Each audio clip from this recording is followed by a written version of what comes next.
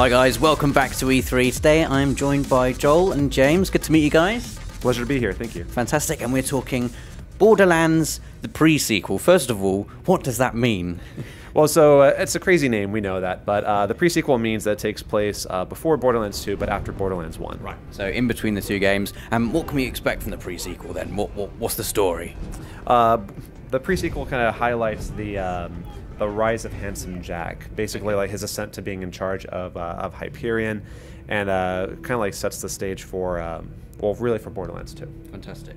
Yeah, what's really cool about the pre-sequel is it allows players to go to the moon that they've been staring at for Borderlands 1 and Borderlands 2. And they would have noticed in between Borderlands 1 and 2 there were these lava cracks that appeared on the moon and this Hyperion space station. Well, in the pre-sequel, players are actually going to get the chance to jump in low gravity all over the moon and actually go up to the moonshot facility, that Hyperion space station.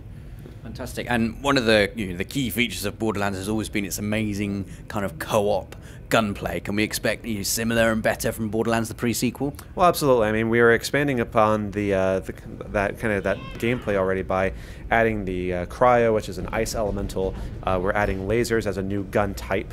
We're also adding even additional skills to the playable characters that emphasize co-op play, so that there's just more ways for you to have fun with your friends.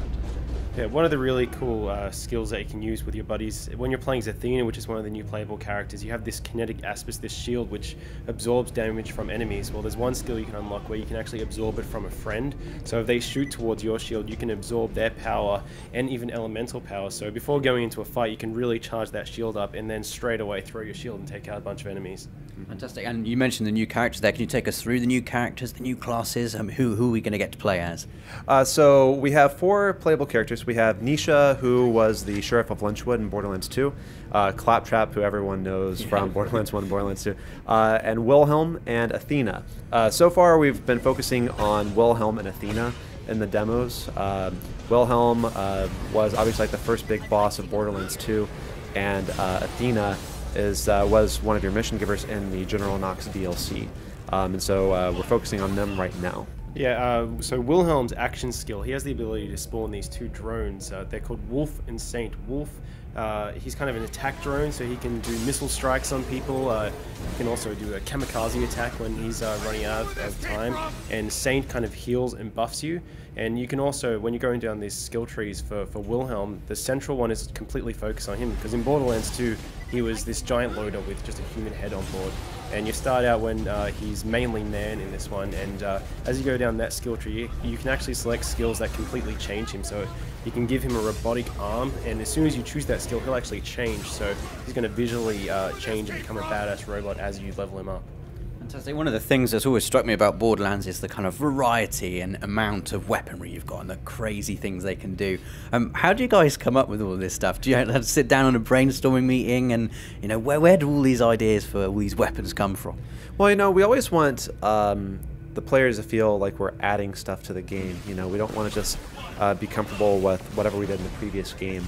And when we were thinking about what Elpis, the Pandora moon, is like, we imagined it being very cold, and so it seemed like a great opportunity to kind of mess around with the ice elemental.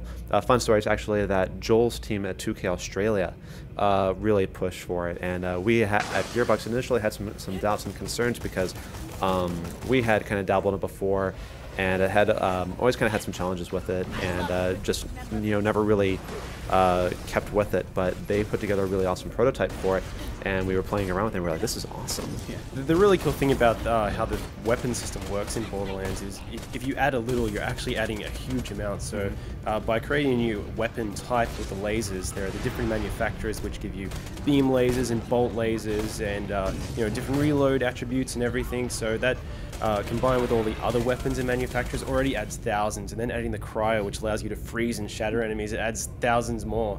So just by adding that new weapon type and the new elemental, you have this huge vast amount. So you can have a beam laser which has a cryo elemental, so you can be shooting out an ice beam, freezing someone, and then you can, using the low gravity and the oxygen, you can then butt stomp down to the ground and then shatter them into a million pieces.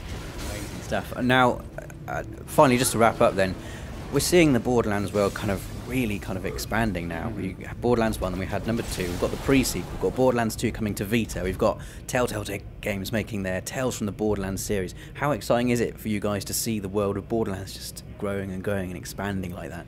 I mean, it's awesome. Obviously, even whenever we did DLC on Borderlands 1 and Borderlands 2, we were trying to show just how much this one world can offer. And fans have been really just consuming that, which is awesome because we like to tell stories, we like to entertain.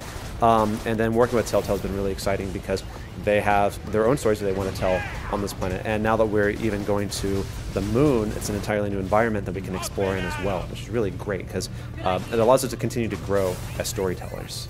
Yeah, for us, we've been fans of Borderlands ever since the first one came out. In fact, at 2K Australia, we were playing a beta of Borderlands 1 about a year before it came out, so we've been fans for longer than anyone else, any of the fans.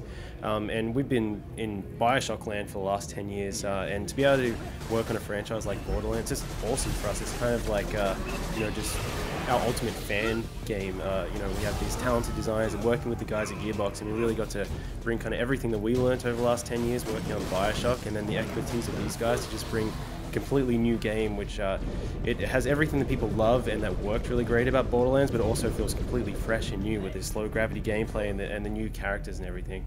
Fantastic. Well, thank you so much for your time, guys. That is Borderlands, the pre-sequel. It's looking awesome. Make sure you check it out. If you want more videos from E3, make sure you check out the channel. We've got absolutely loads going up all week. Make sure you subscribe.